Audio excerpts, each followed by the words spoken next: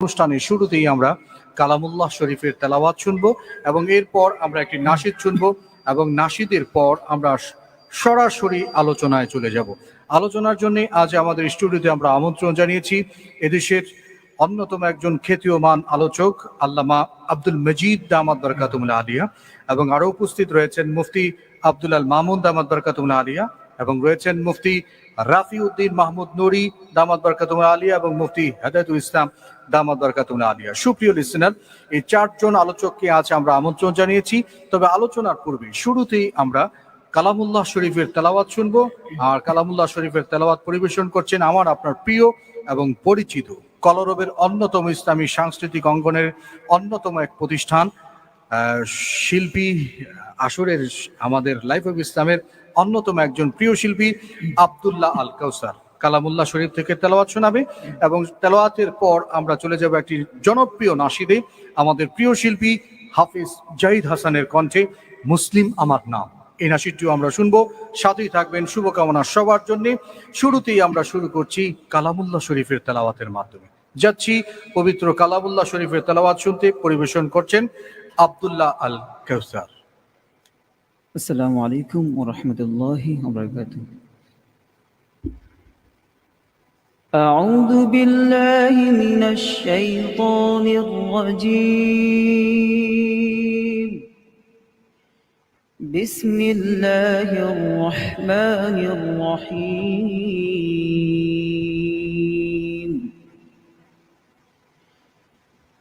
قل يا أيها الذين هادوا إن زعمتم أنكم أولياء لله من دون الناس فتمنوا الموت إن كنتم صادقين ولا يتمنونه أبدا بما قدمت أيديهم والله عليم بالظالمين.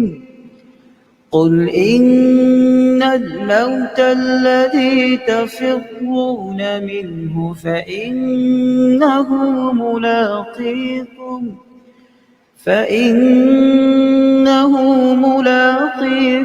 ثم تردون إلى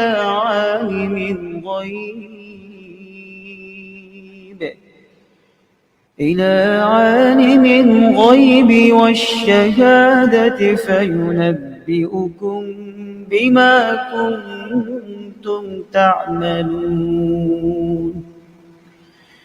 يا أيها الذين آمنوا إذا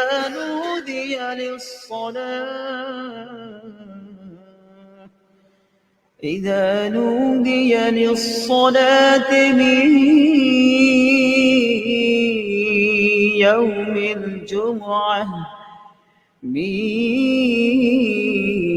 يوم الجمعة فاسعوا إلى ذكر الله وذروا البيع ذلكم خير لكم إن كنتم تعلمون. فإذا قضيت الصلاة فانتشروا في الأرض وابتغوا من فضل الله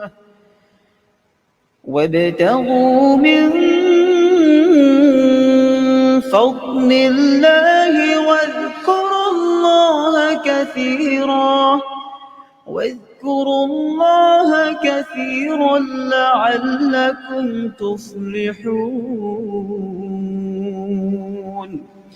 وإذا رأوا تجارة أو لهوا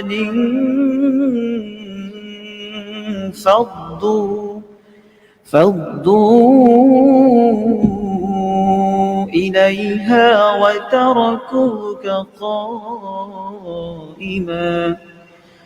قل ما عند الله خير من اللهو ومن التجارة والله خير الرازقين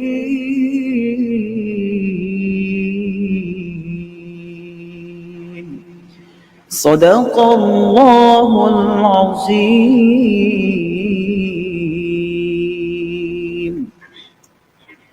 মাশাআল্লাহ, হাসবুক। চমৎকার পবিত্র কালামুল্লাহ শরীফের তেলাওয়াত শুনলাম আমাদের আজকের অতিথি শিল্পী আব্দুল্লাহ আল কাউসারের কণ্ঠে। সুপ্রিয় লিসেনার, এই মুহূর্তে আমরা একটি জনপ্রিয় নাশিদ শুনব, যে নাশিদটি বিদ্রোহী কবি কাজী নজরুল ইসলামের লিখিত। এই নাশিদটি আমরা শুনব আমাদের প্রিয় শিল্পী হাফিজ জাহিদ হাসানের কণ্ঠে। সাথেই থাকবেন শুভকামনা সবার জন্য। আর সবার কাছে রিকোয়েস্ট থাকবে, আমরা সবাই নিজের টাইমলাইন থেকে এবং বিভিন্ন গ্রুপে আমরা আজকের এই অনুষ্ঠানটিকে বিশ্বময় ছড়িয়ে দেবার লক্ষ্যে অবশ্যই আমরা শেয়ার করে ছড়িয়ে দিব।